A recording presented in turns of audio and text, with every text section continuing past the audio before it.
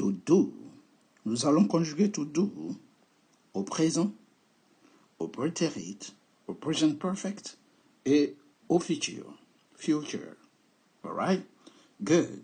To do au présent, ça donne I do. I do. Je fais. You do. You do. Tu fais. I do. You do. Je fais. Tu fais. He does. He does. À la troisième personne du singulier, vous rajoutez un E avant de mettre le S. Donc ça donne does. I do. You do. He does. Il fait. She does. Troisième personne du singulier aussi. She, c'est elle. Elle fait. She does. Donc, on remet des ES. On pourrait mettre O directement, mais... on pourrait mettre S directement, mais à cause du O, il faut rajouter d'abord un E avant de mettre le S. Il ou elle. It does. Le it est fait pour les animaux et les objets. Donc, on dit it does. Alright? The dog does. Le chien fait, okay, noise. Does a lot of noise. It does a lot of noise. Nous faisons. On revient au début avec le do partout. We do. Nous faisons. You do. Vous faites. They do. Il ou elle au pluriel font. Donc, lorsque vous conjuguez to do au présent, il faut tout simplement savoir que c'est uniquement la troisième personne du singulier qui change, mais le verbe reste identique pratiquement partout. Do, do, do et do. Lorsque vous arrivez à la troisième personne du singulier, he, ça va donner does, she does, it does. Nous allons continuer à conjuguer le verbe to do, mais avant de commencer, likez la vidéo, likez la vidéo, partagez, mais surtout abonnez-vous pour ne rater aucun contenu, aucune autre vidéo à venir. Avec English Hello, nous allons voir la totalité des conjugaisons en anglais. N'hésitez pas, allez-y dans la playlist, tapez conjugaison ou regardez conjugaison et regardez tous les temps qui y sont conjugués. Alright? Chaque semaine, un verbe. On passe au prétérit. Comment trouver le prétérit de do? Do, son prétérit, ça va donner did. Et sachez que la conjugaison n'existe pas au prétérit. Elle est tout simplement répétitive. Donc, une fois qu'on a trouvé le prétérit d'un verbe, on le garde du début à la fin.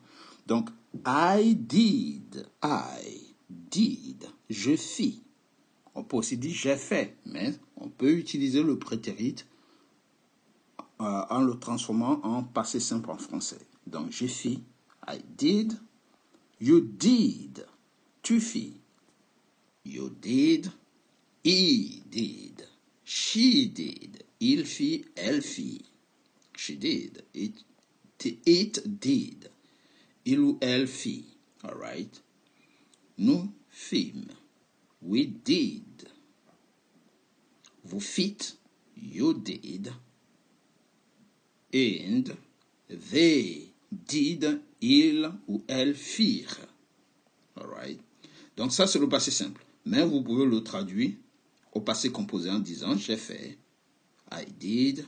You did. Tu as fait. He did. Il a fait. She did. Elle a fait. Donc did, c'est le prétérit de do.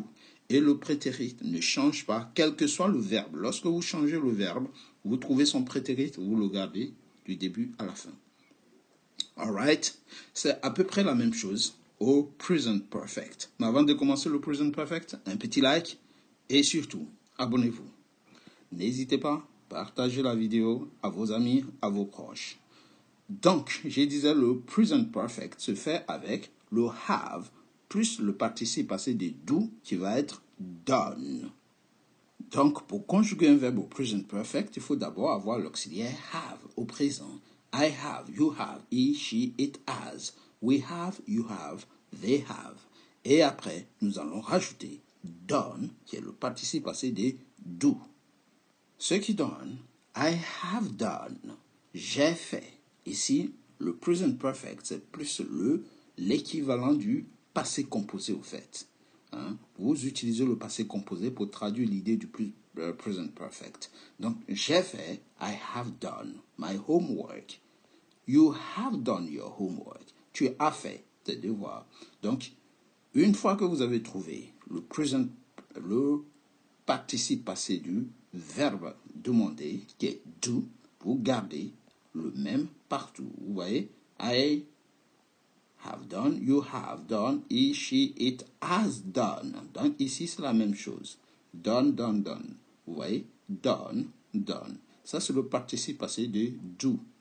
Donc, le prétérit, c'est did. Vous voyez, on a le prétérit ici. Did, partout.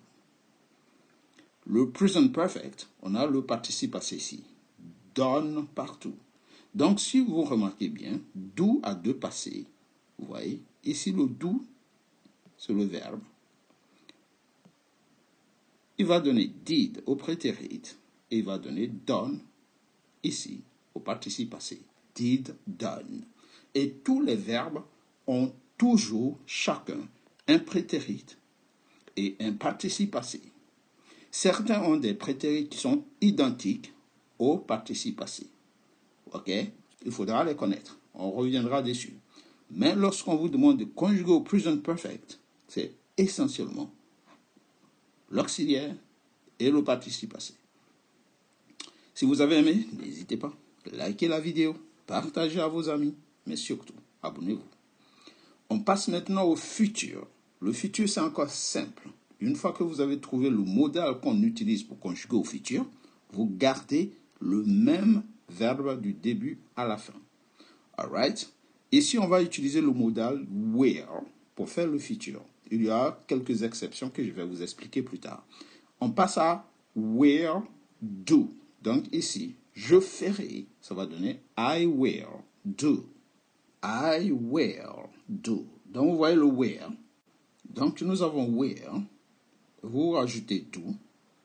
You will do. C'est la même chose. Vous prenez n'importe quel do ici. On prend le do qui est ici. On le ramène tout simplement à la fin du mot comme ça. Et ça donne do. Vous voyez, on peut mettre do partout. You will do. He will do. Il fera. Donc ça va donner I will do, je ferai. You will do, tu feras. He will do, il fera. She will do, elle fera. It will do, il ou elle fera pour peut-être un animal ou un objet. All right. We will do, nous ferons. We will do, nous ferons nos devoirs. We will do our homework. You will do, all right. You will do, vous ferez, et they will do, ils ou elles feront. Je reviens rapidement sur les premières personnes. Vous voyez ici le I, ici la première personne, et le we, on peut dire shall à la place de will. Ok, ces deux premières personnes, on utilise souvent shall. I shall do ou we shall do. Donc ici, I shall do, mais si vous ne mettez pas shall, vous dites I will do. Le will est utilisé partout, mais le shall est utilisé uniquement aux premières personnes. Mais ça reste toujours le futur. Shall peut être utilisé aussi dans des questions. Alright? Nous restons dans le futur. Donc je recommence rapidement la conjugaison au futur. Vous utilisez le modal, c'est un modal, il ne change pas, il est identique du début à la fin, c'est pour cela qu'on l'appelle un modal. Donc, I will do, je ferai, you will do, tu feras, he will do, il fera, she will do, elle fera, it will do, il ou elle fera, we shall ou bien we will do. On ne met pas les deux en même temps, il faut choisir. Si vous prenez shall, vous oubliez le will. Et si vous prenez will, ne mettez pas le shall. Ok, we will do. Ok, you will do, vous ferez, et they will do, ils ou elles feront. Et nous avons la conjugaison au futur. C'est la même chose du début à la fin, exactement comme le prétérit, où nous avons did du début à la fin. Vous voyez, nous avons le did ici du début à la fin. Le do ici, on se méfie de la troisième personne du singulier lorsque nous sommes au présent. Vous avez une vision panoramique du verbe to do au présent, au prétérit, au present perfect et au futur. On a fait une série de phrases à l'oral, c'est parti. I do my homework. Là, je fais mes devoirs. I did my homework. Je fis mes devoirs. Ou j'ai fait mes devoirs. I have done my homework. J'ai fait mes devoirs. I will do my homework. Je ferai mes devoirs. Alright? C'était tout pour aujourd'hui. C'était to do. Take it easy. Et n'oubliez pas, un petit pouce en l'air, likez la vidéo, partagez à vos proches, à vos amis, à vos enfants. Aidez vos enfants à être incollables dans les conjugaisons anglaises. Take it easy, guys, and see you next time. Goodbye.